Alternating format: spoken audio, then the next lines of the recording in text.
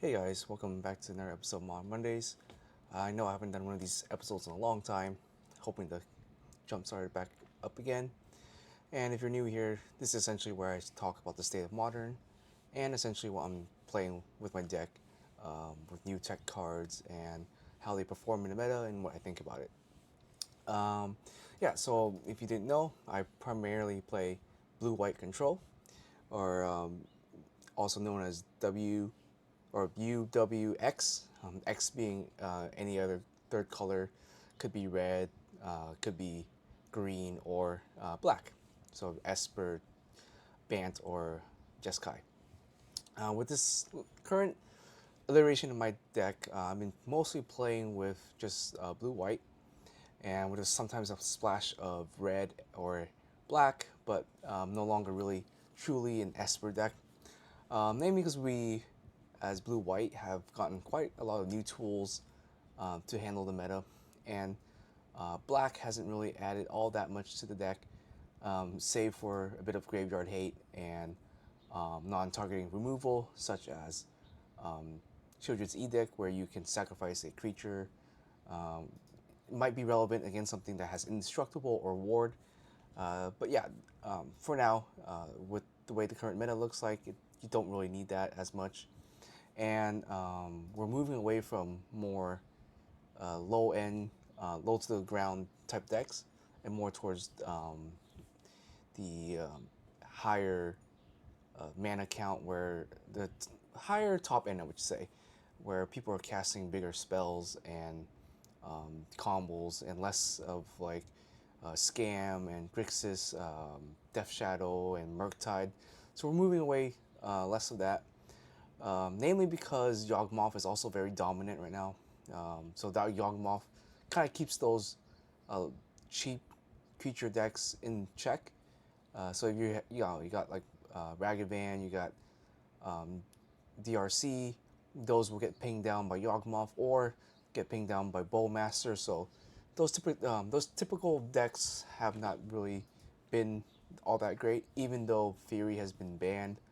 Um, also, yeah, so like Bowmaster has been kind of taking the place of Fury, where it's kind of hard to play um, anything that's like super cheap and not get punished. But yeah, obviously we're playing blue white, so it doesn't really apply to us all that much. Bowmaster hurts in the sense that it provides two bodies and it can hurt your ability to draw cards. Now, obviously, if you're playing blue white, one of the top cards for blue white is the One Ring. It's meta warping and defining. With the release of MH3, we'll see if it's still going to be really played, or people will be moving away from that to something like Necro Dominance. That's to be seen, but as of now, I think it's still going to be a card that you'll see a lot of. For my particular version of the deck, I don't play the One Ring, namely because I don't have those four copies. With One Ring, when you play them, you need four copies. Otherwise, you'd be kind of killing yourself with the ring's effect. So you need to replace the ring each time before it kills you. So that's probably why you need four copies. And it's obviously better with four copies so you can see it by turn four and give yourself protection, etc. With this particular version of the deck, I still going for more of the traditional blue-white with using Teferi and Memory Deluge, the old-fashioned expensive cards, but they've worked out okay. Like they're still very playable. They're obviously not as good as One Ring, but they what I like about them more is that they don't necessarily kill me, and that I already have them, so I don't really have to invest in new cards per se. All right, so with that kind of introduction out of the way, let's talk about the deck. So since the last time I posted a video, it's been well over 6 months, I would say. Um, I played a few times in Japan and Korea, and I played once since I've gotten back to the U.S. and maybe, or actually twice, maybe twice since I've gotten back.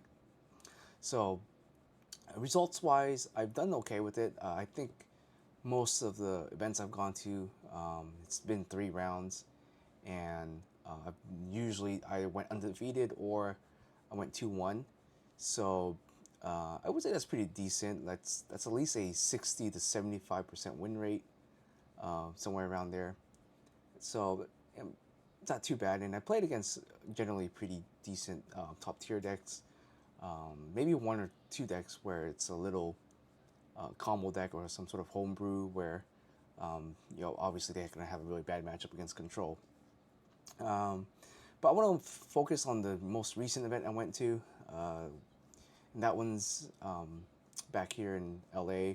Went to a shop down there. I believe it was called Next Gen Gaming or something like that. Don't quite remember, but it's a nice shop. Another WPN, so if you're in the area, give it a visit. It's kind of nice. So with that particular event, I tried this build. Um, when I was in Asia, I was using the Kahira and Subtlety in my main deck, but I didn't quite like it. Felt kind of clunky. Subtlety didn't quite do as much work as I wanted to do. I think Subtlety is probably better if you have the One Ring, because you're just drawing a bunch of cards. You can afford to pitch, with Subtlety and invoke it without harming yourself too much. But with my build where I didn't have the One Ring, it didn't quite work out too well. So in order to sort of make up for that, I needed another draw engine. So I experimented with a couple of different draw engines. So I went back to sort of Memory Deluge and I went back to Snapcaster, and I think that felt a little bit better. Um, Snapcaster is still a pretty good card. Granted, it hasn't seen much play lately, but I think since people aren't really expecting it, it's one of those cards that has a high impact because as long as you have cards in your graveyard, you can cast whatever you like, and it forces your opponent to really, really think about what they're doing or play really conservatively to avoid being punished by Snapcaster, which helps with our overall game plan because it slows the pace of the game down enough for you to sort of maintain control there. So with the latest event I went to, I went undefeated. Played against two creativity decks and one Murktide deck. So while those two decks haven't been quite meta in a long time, I think they're still a formidable deck. They still do quite a lot of things, and I'll kind of tell you how I played against it and kind of what happened. Just kind of give you guys an idea on how to maybe play against them, or just tech cards, or how to pilot blue white kind of decently, I would say. All right, so for the deck, for my one drops here, I've the main changes I made to this particular deck was moving Chalice of the Void to the sideboard instead of main decking it. The reason why is a lot of Cascade type decks have not been that great. I think Rhino is still a pretty good deck. I've played against that a few times. Um, Living End hasn't been that great anymore, and I think that's kind of a good thing for us as blue white because Living End and Cascade decks in general are kind of difficult to deal with, especially if you don't have counterspell or you don't have enough interaction. If they get bodies on the board, they can pressure you really, really easily. And so, with the banning of what was it? The banning of the instant cascade card. Um, those decks have definitely been put in line or in check, I would say. Unfortunately, Yawgmoth is kind of taking their spot. But with Yawgmoth, we have tools to deal with Yawgmoth too, so it's not a completely um, lost, impossible matchup for us, I would say. But yeah, so because I removed the Chalice to the side, I decided to play a experiment with a couple of different one mana interaction, and I'll show you guys in a second here. So first card here, it's obviously just a 4 Prismatic Ending. I still think it's a pretty decent card. I was playing it with 3, but I decided to just bump it up to 4 again, and it works okay. Like, still a really good removal card. We didn't quite get anything in Modern Horizons 3 to replace this card yet. Not that I saw that was like, oh my god, this is the new thing. So Prismatic Ending, I would say, and Leyline Binding are still one of the premium, essentially one mana removal card for the most part. So I think you know 3 to 4 endings is probably a good place to be if you're playing blue white. If you're playing some sort of other color like um, black, you can maybe play Fatal Pushes, or you can play maybe Lightning Bolts if you're playing red or Jeskai. But since we're primarily a blue white now, I think Prismatic Ending is our best choice.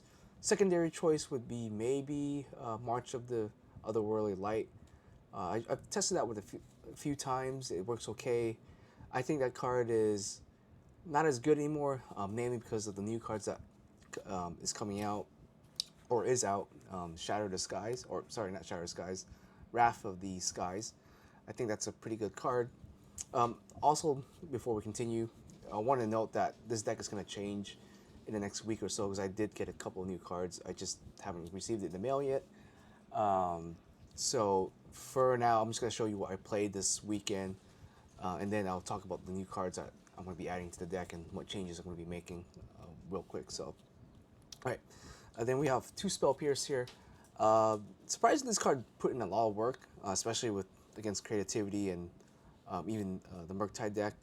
It just allowed me another cheap source of interaction early game or even to the mid game where you're at 4 mana and you're just counterspelling each other, or they got something like Veil of Summers or something like that. This just allowed me another piece of interaction for those critical moments, and yeah, it worked out pretty well. A lot of people weren't expecting it, and it worked out with like Snapcaster when it would pierce, then snap, pierce again. So yeah, it was kind of one of those interactions where it's like, oh, dang, you know.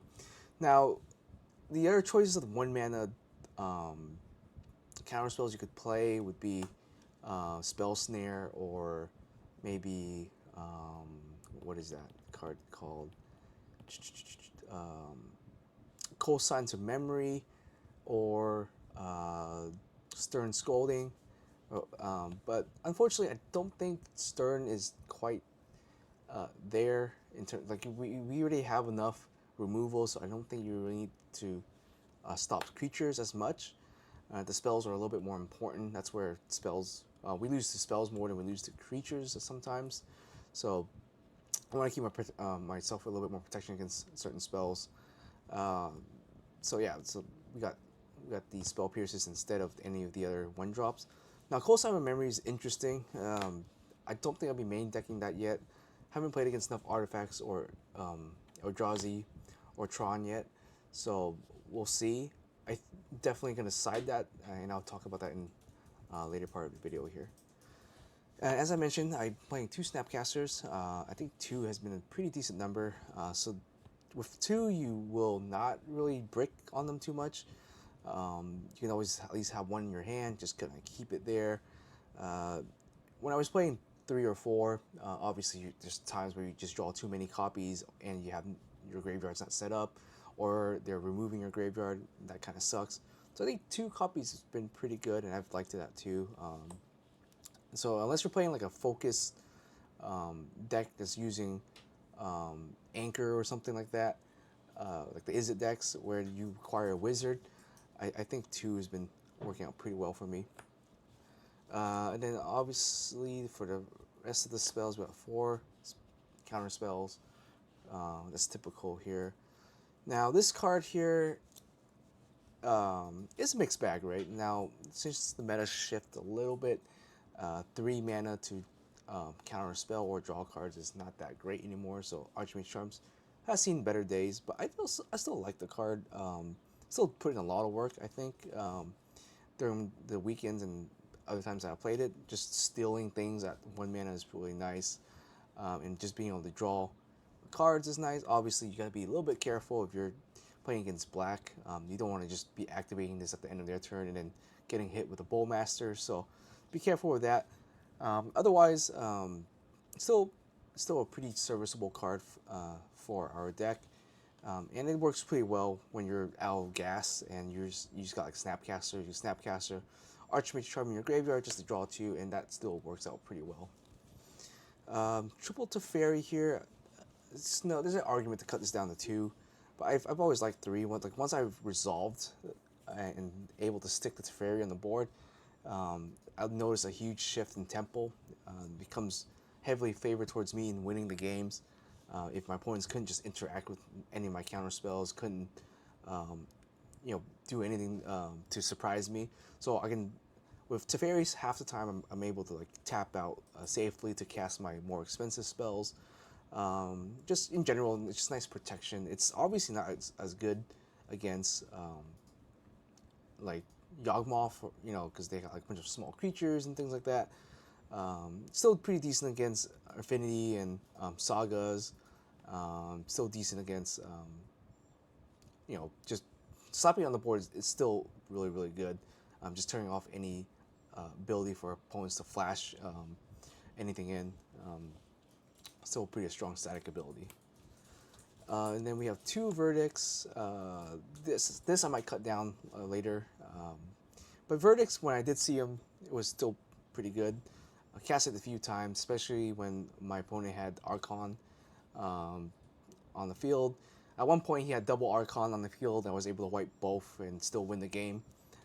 So, yeah, it's hard to cut the verdicts out completely. I'd say at least one copy, two copies probably safest. But yeah, one Emperor. Emperor has seen better days. Also, it's probably better in Pioneer. Well, occasionally I still like seeing her. Just putting the body on the board is nice. I was able to stick her on the board, block a Goblin token. My opponent eventually double Archon me, but I had two Samurais, so I just sacked that off. Then I proceeded to board wipe him with the Verdict, and then proceeded to make more tokens with the Emperor, so that's kind of basically how I won. She's a good win condition if you can protect her, and she just produces a bunch of bodies, which is kind of nice. Because that's the one thing I noticed about the deck is like sometimes has a hard time closing out the game, so I would want more ways to close out the game via either um, Hall of the Storm Giants or more Snapcasters on the board or more Solitudes on the board, just ways to deal damage to our opponent just to close out the game. So it's kind of one of those things where you have to be kind of conscious about that. You might have like a nice grip, but if you don't have anything on the board, then you're just basically dirtling, which is not very good because you're going to be running into time, and there's no way to win in time with a control deck. So just one of those things to keep in mind. All right, next off we have two Memory Deluges. They work really well, honestly. I've flashbacked it for 7 a few times. Like the situation that my opponent double Archon me, I had 2 lands in hand, I had 7 lands, and I had a Deluge in the graveyard. Double Archon me, I discarded my 2 lands in hand. He passed his turn, I Deluge, I grabbed a Supreme Verdict, and I forget something else. I grabbed maybe like another, I think Archmage Charm or something like that. Board wiped him past turn, and then yeah, I was able just to regain control of the game, namely just because I had a Deluge in the graveyard as kind of like a backup plan. And what I like about this card is that it doesn't get hit by Bowmaster, lets you look at your cards, and in the graveyard, really when it's really late game and you have nothing else to do, you can always just get 2 cards that you need. And then another kind of newish card I've been using is Lauren's Revealed. This is pretty good. I like that too. Basically, this allowed me to kind of fetch the lands I always needed without. It like basically helps you not miss any land drops. Because we're playing 24 lands plus these 2, so essentially that's like 26 lands. And there's been like 2 to 3 occasions where I actually just hard casted this for gas, just to draw 3, and that really worked really well. And this with Teferi has worked out pretty well too. Baby Teferi, there's times where I just plus Baby Teferi, my opponent goes, doesn't really do anything, or passes turn, I'll just go Lauren's Reveal, draw 3 cards, and go from there. So yeah, it's been pretty good as a additional draw card. Now it's not as like good as Deluge, but it's good enough for what it is. For 5 mana to draw 3, I think it's still pretty decent. Or I guess it's not as good as obviously Archmage to draw 2, but The fact that it can be either a land or 3 cards, I think has been really, really handy. Yeah. All right. So continuing on with our old fashioned, I'm still playing 2 Dominaria or Teferi Hero of Dominaria. Don't have the 1 ring, and this is kind of like my ring package. If you're playing the ring, obviously you might want to cut like the Deluges plus the Teferi to play 4 rings, or even like something like the Wandering Emperor. But since I don't have the ring, I'm just doing the old package, the old-fashioned way, and it still works out pretty well. I don't think you necessarily need the rings to play blue-white control. They're just good to have in general, but yeah, not quite necessary. And if you do play the ring, it requires a different type of deck building, because you can add in more cards that are free, like free spells. You can add in more Force of Negation, or you can add in Subtlety, or maybe even something like Flare of Denial. Maybe I'm not too sure, but yeah, if you're playing the ring, the deck is built a little bit more different than if you weren't playing the ring. All right, and then I've got more cards here. Got 4 Solitudes. Solitudes worked out pretty well. It works pretty well with Memory Deluge because you can always cast Memory Deluge, grab a Solitude, grab something else, and still pitch it to um, remove threats. So yeah, I would say Solitude's been kind of mandatory, at least at 3 to 4 copies. And then finally, for our last spells, we have for Binding. We're still on the Domain build. There hasn't been any other good removal spells to play, so Binding I think is still kind of required, just because it can hit any permanent that's non-land and 1 mana. Kind of hard to say no to that. The main weakness is that it gets binding by other bindings, or they presage you it, or they play something like Pick Your Poison. So with that in mind, the targets you choose to bind, you have to be kind of careful with it. Most of the time, I'm binding a ring. So once they cast the ring and they decide to tap the ring, that's when you cast binding in response to the ring. That way they don't get the draw. However, if they have a way to remove it, then the ring will come back. A good thing about that, though, is when the ring comes back, they are not protected anymore. They don't have protection. It's only on cast. So that's just the one caveat there, or the one plus side about if they remove the leyline binding. So, but other than that, like we really don't have any way of removing the the ring once it hits the board. We really have just leyline binding, small Teferi, big Teferi, and prismatic ending as our ways of removing the ring, and none of them are really that great. So just one of those things to keep in mind. But you can counteract that by playing maybe the Narset build. Narset's pretty good at stopping probably Necro dominance if that becomes really popular. It can stop the ring, and if your opponent's not pressuring you, the Narset will let you to eventually run away with a bunch of cards by just searching your deck. Yeah, or if you eventually have seize, or not seize a day, but what is that? Days Undoing. The combo with Narset, then that's how you close out the game. But for now, I'm not playing the Narset. I tried it a little bit, and she works. It's just I find it a little hard to protect sometimes. So I'm not really a huge fan of Days Undoing. So that's probably why I'm not playing the Narset. She might be worth it in the side in the future, but for now, I'm not really going to be playing her. So, all right, for lands, we got 24. So we cut 1 land, and we have the two. We have the two. What should we call it? The 2 Thorns Reveal. So it brings us up to about 26 land or so. But yeah, let's talk about the land. So we have a total of 10 fetches. I think this is still a nice amount. It gets you your colors really quickly.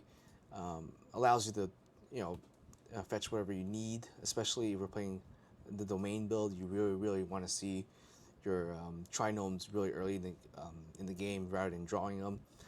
You want to get them, turn 1, turn 2, start getting your domains out.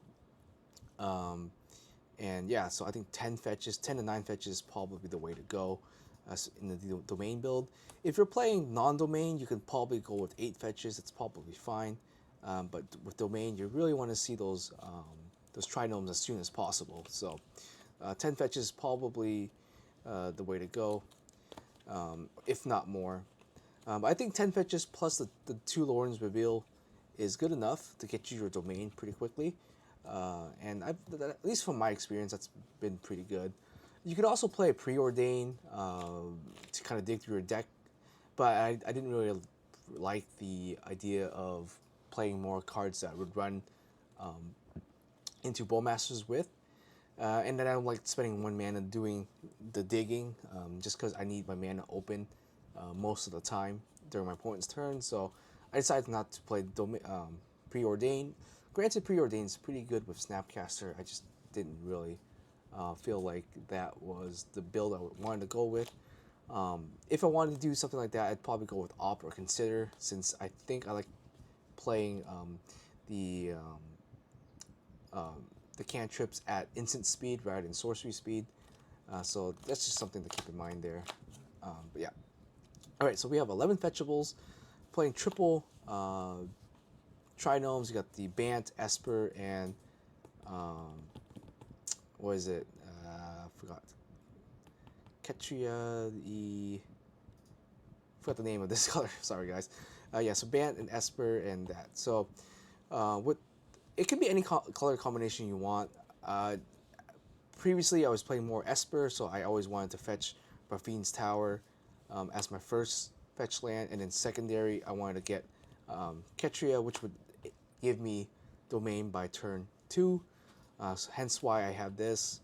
And then I had Sparta's Headquarters in as sort of a backup. At the time I was playing back then, Boseiju was really popular, and it was just hitting my lands, which kind of hurt, because if they Boseiju one of my trinomes, or they Boseiju, or they're playing some sort of land hate, them getting rid of one of these colors or one of these trinomes would turn off my domain pretty quickly. So that's why I'm playing this as sort of a backup. You don't necessarily need it, but I liked playing the 3 just to get domain as quickly as possible. And with that, we got the 4 shock lands here. Obviously, we got the 2 Hall Fountains. That's not really much to talk about. And then we have 1 Steam Vents and 1 Watery Graves. I'll kind of explain this. So if you open up with Raffine's Tower and you untap and you play another fetch land, for example, and then your opponent does something, maybe you have a counter spell and you have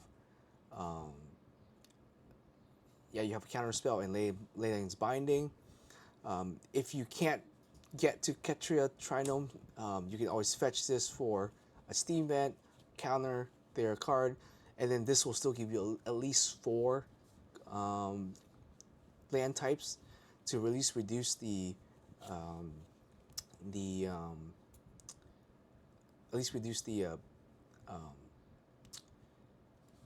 reduce the Leyland Binding to cost 2, so you can then again play it for 2 mana. So that's why we have the 1 Steam Vents here.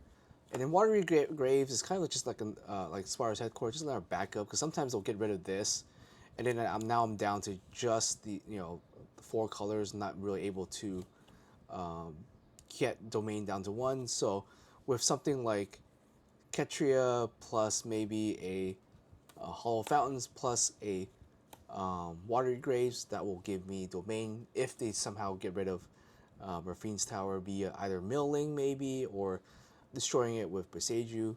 So that's why we got that. And this also kind of helps us to be able to cast Prismatic Ending for 5 if that comes up. And there have been times where I've cast Prismatic Ending for 5 against something like another Solitude or Fury when it was used to be played, or against maybe another Teferi, for example. There are times where you will cast a Prismatic Ending for 5, and so with this kind of land combination, it helps you to do that. Gets you all the color that you need. Granted, it's a bit of a greedy mana base for sure.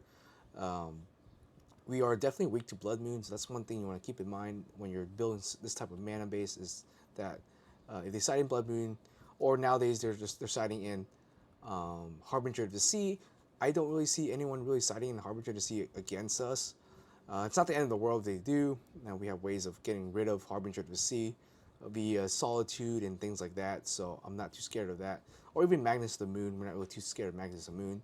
But if they slap down the Blood Moon, then we really have a tough time removing it. With these two colors here give me green. So you can also play things like Veil of Summers, or you can play Pick Your Poison. I didn't pick up Pick Your Poison, so I'm not really playing that. But with this, it gives you the ability to do that. With the two black sources here, Rafine's Tower and Watery's Grave, gives you the ability to play something like Pest Control, Kaya's Guile, for example. So you can play a couple other black spells if you needed to. This also comes up a little bit. The Sparta's headquarters in the Trinome. Sometimes I'll steal their Memnite, or not their Memnite, but their 1/1 that destroys an enchantment or whatever. I forget what the card was called, but sometimes you can steal that with an Archmage's Charm and then sacrifice it using itself plus the green source here, and then destroy one of your opponent's artifact or enchantment. So they do come up. It's kind of nice to be able to get 5 colors, and to be able to do that. With this particular 2 red source here also, it gives you the ability to also play something like Fire and Ice. I was playing that for a bit. Didn't really like it too much. The Fire and Ice, I was primarily going to use it against Bowmasters, but I ended up not really playing against too many Bowmasters, so that, or you can use it against Tron.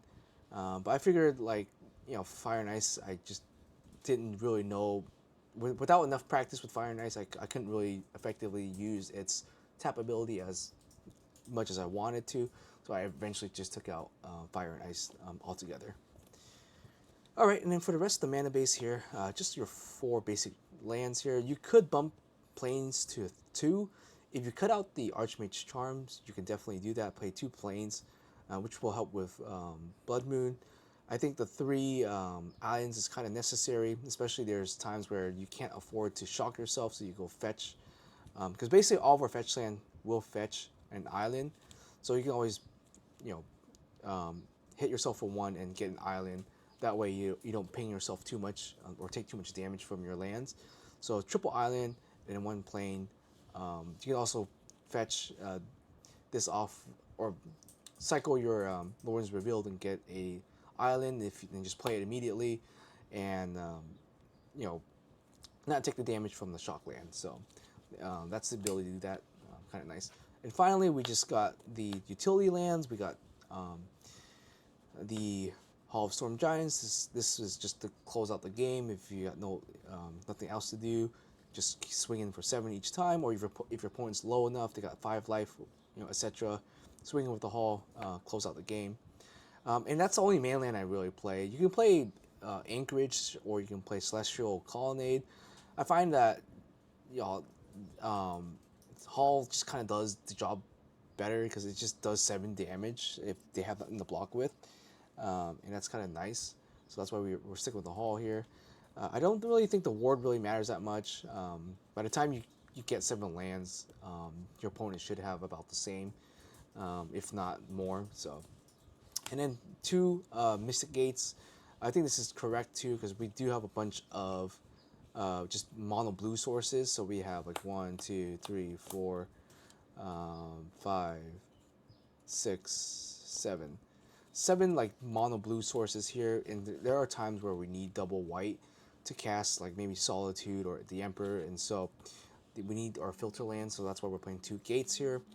Or if we need to also cast Archmage's Charm and we have a plains, Mystic Gates helps to fix that. So I think the gates are a nice addition to utility. I'm not playing Castle Vantress, not playing any other utility lands, namely because this particular deck requires domain, and I don't really want to get denied that. So I really focus on trying to get domain out as consistently as possible with enough redundancy, so that I don't just lose to my opponent removing my lands, or just I'm not drawing the lands I need. So Yeah, that's the way that this particular mana base is designed. With a lot of testing, it's worked out pretty well. Obviously, there's still times where I don't draw the colors I need, or I get land screwed. That's just the nature of Magic there. All right, in terms of side deck here, like I said, I moved Chalice the Void to the side, so we have two Chalice here. I don't think it's necessary anymore. There are times where I'll still side this in and call Chalice in one. Again, something like Murktide, still really good against that particular deck. Or even against Tron, sometimes just calling one hurts them a lot. They can't play their maps, they can't play their um, small artifacts that, you know, digs them for cards. They can't play, yeah, just a lot of like just random one drops that Tron does play. Sometimes Chalice does really hurt them. So just kind of one of those things. If you don't think about it, but yeah, so good. And obviously, it's free against Cascade. You just cast play Chalice on 0, and pray they don't have a way of removing it. Dress down, haven't really like dress down too much in the main lately. I've been punished a few times by playing dress down. I'll dress down and they'll just like cast like something big, or they'll play a Croxa or something like that. That kind of feels bad. I'm gonna definitely be removing dress down for something else. I think I'm gonna add in the cosign to memory, because that's what essentially dress down is. What I wanted to do was to be able to stop Eldrazi's from coming down. But you have to be able to read your opponent that they're going to be casting an Eldrazi, so uh, you have to dress down and pray that they just, you know, don't cast it for that turn. But yeah, lately I haven't really like dressed down all that much. It might be still good against something like a Yawgmoth, where you turn off all their abilities and you just start killing their stuff. But I don't know. I haven't particularly cared for dress down as much. But yeah. Next off to Aethergus, still really one of my favorite cards here. It's probably the best color hate card there is, and yeah, it just flies under Veil of Summers, flies under the Caverns of Souls, uh, helps you to get rid of Blood Moon, because all you really need is just one blue source, and you can remove a Blood Moon, which is nice. So yeah, it does a lot of things for the deck. Um, and yeah, so I always like my double Aether Gust here, and it works well with Snapcaster. So Hollow Moonlight, there's still a lot of decks that cheat in random stuff. So against creativity, this card was MVP. At one point, I Hollow Moonlight, stop a Goblin, then he goes double creativity. I Snapcaster Hollow Moonlight again, and then banish two Archons. So yeah, and it's just a card that's not really easily interact with. There's nothing in say creativity that they can interact with this card, or even with rhinos, right? It's not a blue card, so they can't really Mystic Dispute this card unless they have a bunch of open mana, and you're not countering their cards, so they can't summon Veil of Summers either. So it's just one of those cards that you don't really think about it, but it can turn off their turn for the turn, which is really nice. Can work against Yawgmoth too. They have a bunch of Undying stuff. You can go Hollow Moonlight and then Supreme Verdict, and all their Undying stuff will not come back. Yeah, so just one of those cards. Or if they play something like they try to convoke Eldritch Evolution or something like that. Assuming it's not Gris or something, then you can always Hollow Moonlight, and then they would just not get that particular creature. Yogg wouldn't come in, you know. And I don't think there's any other things that are cheating things out. I don't think Show and Tell is a thing. Maybe Aggravated Assault or something. But yeah, Hollow Moonlight, just one of those great cards. Yeah. And next off, we got Vetoes. Always been a good counterspell. The fact that it's uncounterable is nice. Maybe a little bit dated. Maybe you can cut these out for something new. I still like two of them. Maybe cut one out. I'm not too sure yet. But yeah. Kaya's Guile, also a little bit dated. I still like this card. Catches my point off guard sometimes. I've done it a few times where they would go like Delirium and they try to do some Unholy Heat stuff, and I would just go Kaya's Guile, get rid of their graveyard, or preemptively do so they can't get out Murktide.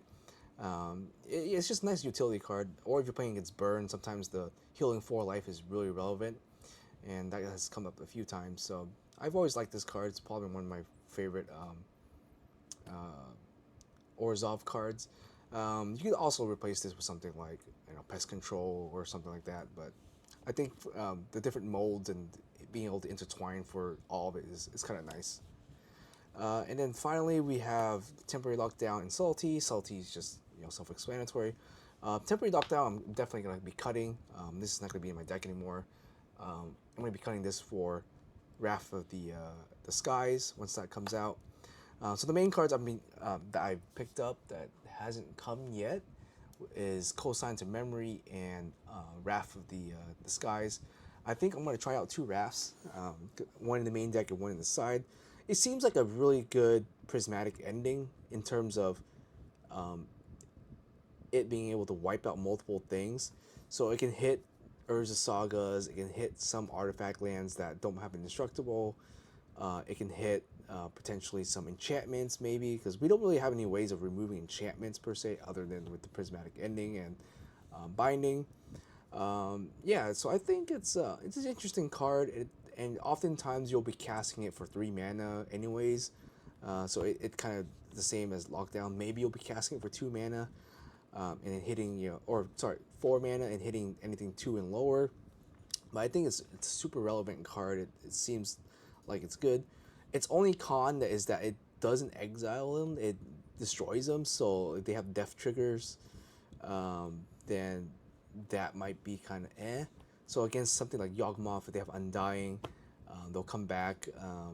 But the nice thing is that it's permanent more or less, because if you temporary lock down them and you trap everything under temporary lockdown, if they have something like Boseiju, or they have Leyline Binding, or just pick your poison, I guess.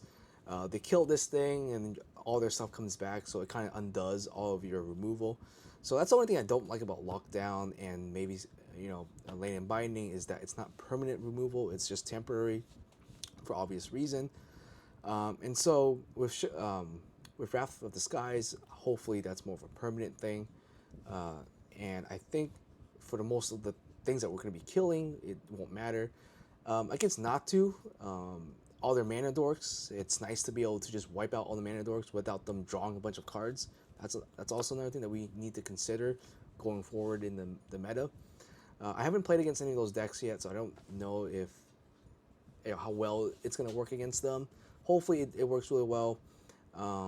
I suspect that maybe Supreme Verdict might be better, namely because if they have something like Flare of Denial, they can definitely negate your removal, which would kind of suck.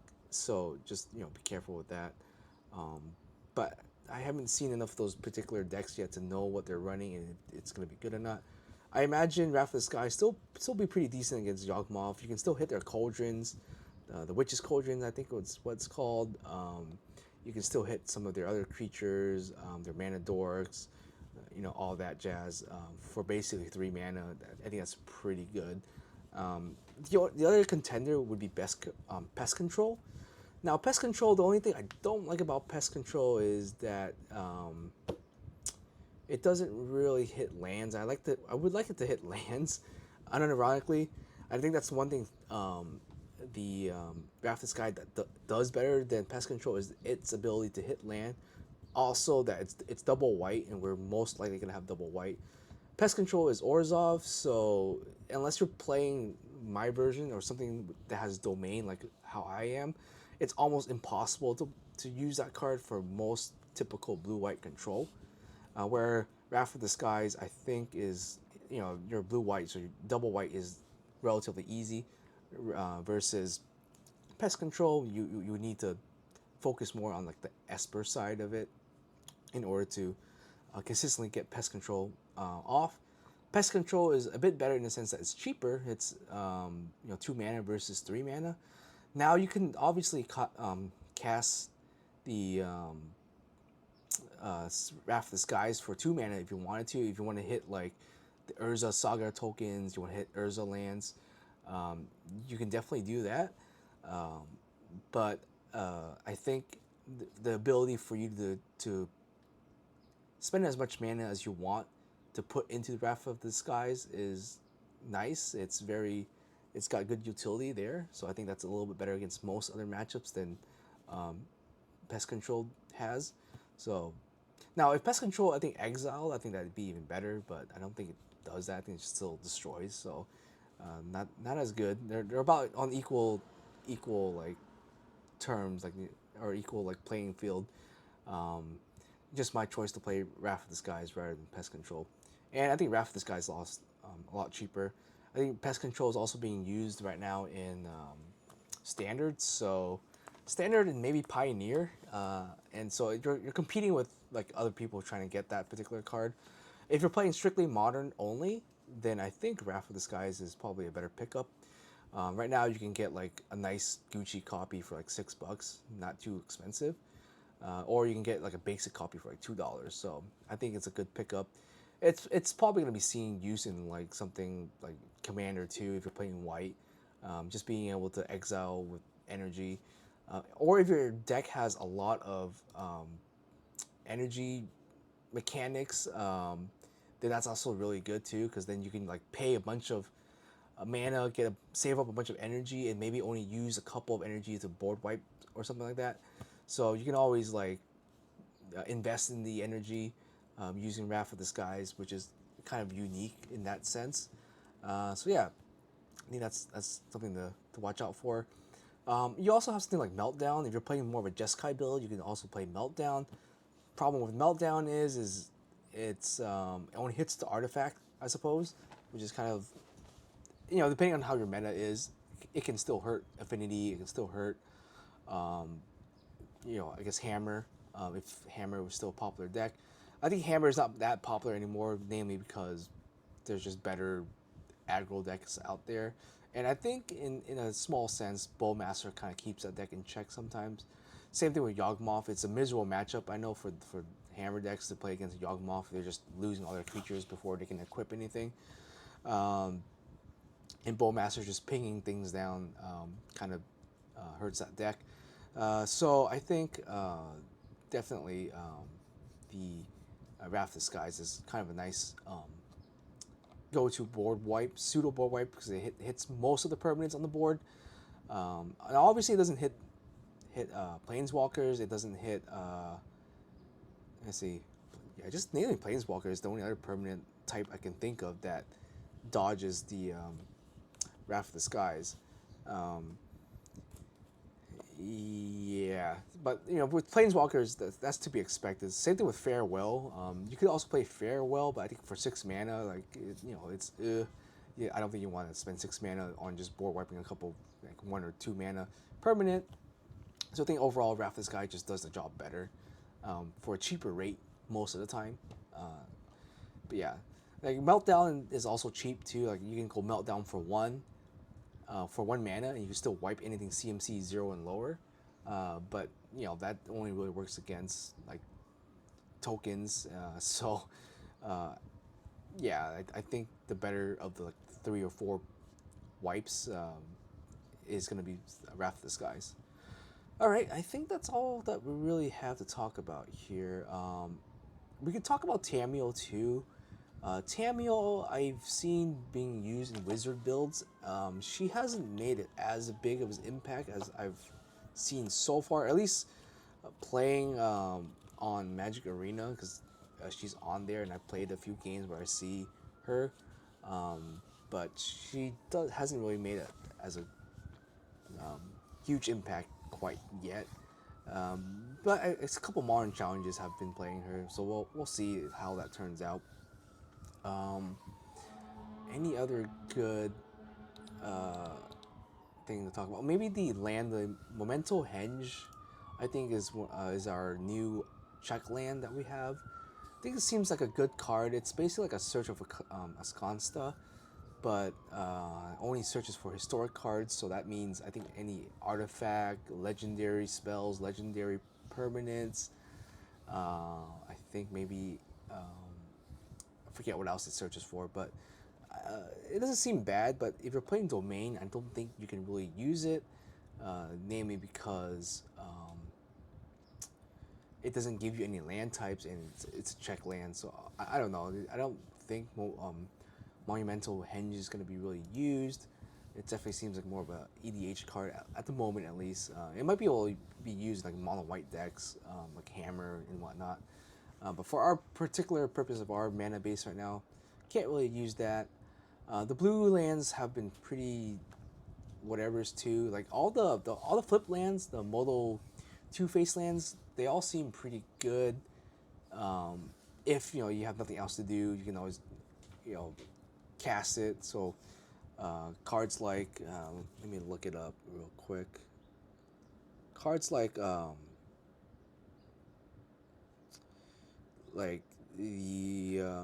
hydraulic specimen or witch's enchanter or razorgrass ambush, things like that. Those are pretty good cards to use as land too, but the thing is we're playing domain, so unless you want to commit to a mono source color card versus a utility, like it has utility in the terms that yes, those land cards can be discarded for the invoke cost of solitude or subtlety, but I don't think they're quite like the rest of your mana base is going to suffer because of that. And so I don't think their utility really outweighs their potential to damage your mana base.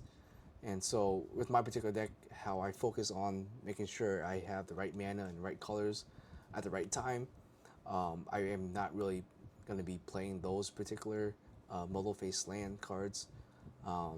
Like I don't even play Otawara, and Otawara is a pretty good card. I don't even play that, so I don't really foresee myself trying to put in those modal face cards. But if you do, let me know how it turns out. Yeah, like I said, I haven't tested with those particular cards, so I don't know. But if you have success with it, then yeah, for sure, let me know how that turns out.